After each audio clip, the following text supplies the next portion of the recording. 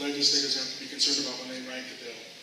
To allow counties and districts to do the kind of things they need to do to get the votes and the people to participate, that's all we want.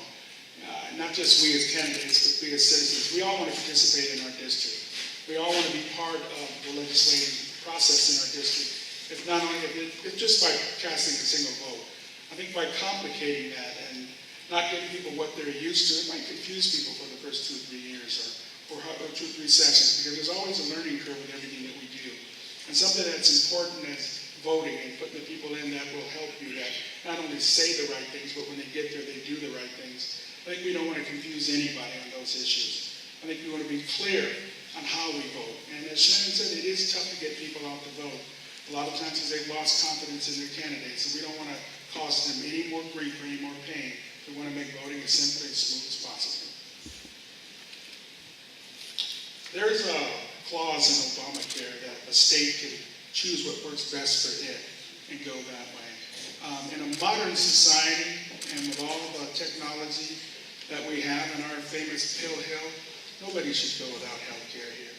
There's enough money, there's enough brains, and there's enough talent to make sure that people who get sick and can't afford it should be able to go somewhere and get themselves taken care of.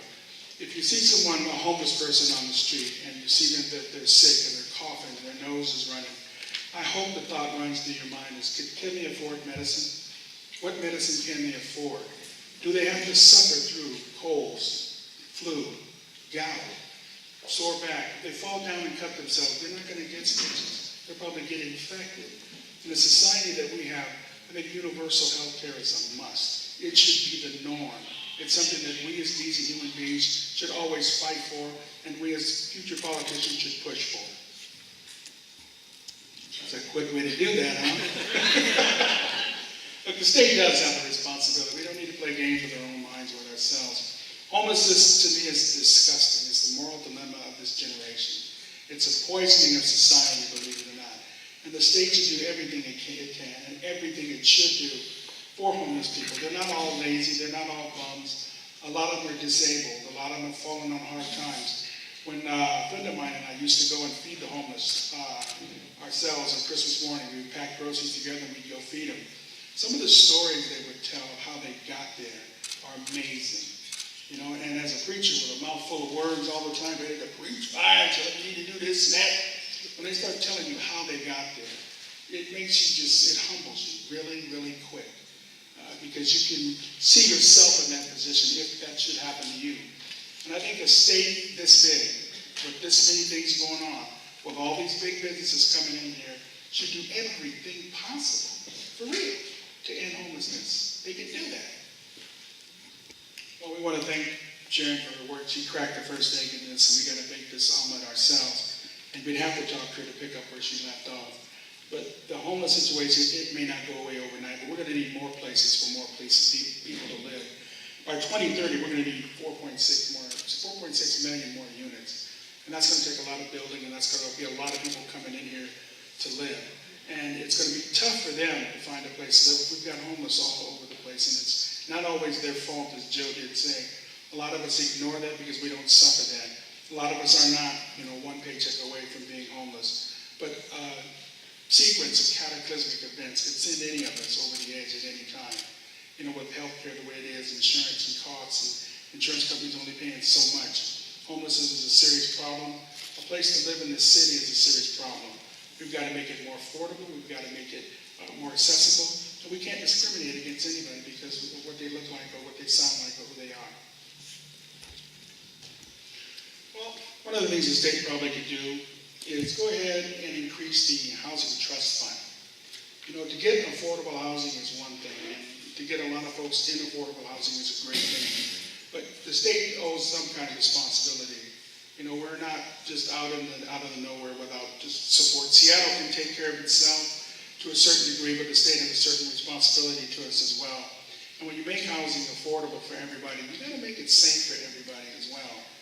You just can't have a whole lot of people living together and doing whatever they think they can do and just kind of winging it. We don't want to wing it here in this state. We have people that are able to think.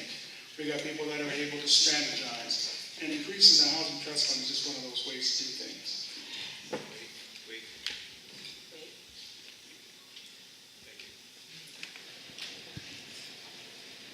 So having a resource officer in the school is fantastic, but a week or so ago, we went through something really scary, my wife and I. And I was just blasting through the West Seattle blog one morning here last week or so ago, and found out that West Seattle's Madison Middle School was on lockdown.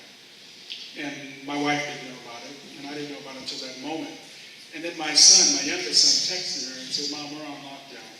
And we all know gun violence and mass shootings are something that terrorize you. But when your child texts you and says, "Hey, Mom, Dad, we're locked in our classroom because somebody threatened to shoot the school up," and that's all the information you get, that's my baby born, okay? And how corny it sounds, your mind and your heart goes everywhere and nowhere at the same time. You don't know what to think, you don't know what to say. If you're at work, you're going to get to where you need to be. We have to do everything reasonably possible, and sometimes unreasonably possible, to keep our schools safe. More gun laws, more restrictions on those guns, better background checks, that stuff will work. We need to implement it now. Well, we know the state has all kinds of responsibilities. We know that they should be doing things that they need to do. There's a $600 million tax exemption for corporations. Some of that money should go to the state for children, for schools. And it's obvious to see that if you live down on Elmcott Beach and there's private schools or good schools down there and somebody in White Center or somewhere where doesn't have any money, if they have to depend on those levies in different parts of the state, it's wrong. We're intelligent people. We're supposed to act like we're intelligent people.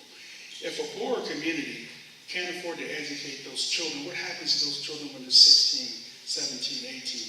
They're becoming disenfranchised before they get out of high school. And what kind of citizens are they going to be? We can make those things change, or we can make them stay the same. When we see something that's obviously wrong, especially the folks in this room, it's obvious you care about this community because you're here tonight. And you don't have to be here. But people like you and people like us, we can make a change, and we should do that. There's no reason we shouldn't. We've come to the end of this for now. I would like to thank the colleagues. I can't call them opponents because they're all excellent people. They all care just like they need to care. But I would like to take the experience that I've had as a U.S. Marine, as a father, as a minister, as a pastor, as a person who fed the homeless, someone who worked on the Employees Community Fund, and take that on a state level, and be able to apply some of those things that we did on a macro level or micro level to a macro level, and be able to make this place a lot better, not just for all of us in this room, but down the road for my grandchildren, if I should ever see them, to give them a better place to live and to know that, Grandpa had something to do with it. Thank you.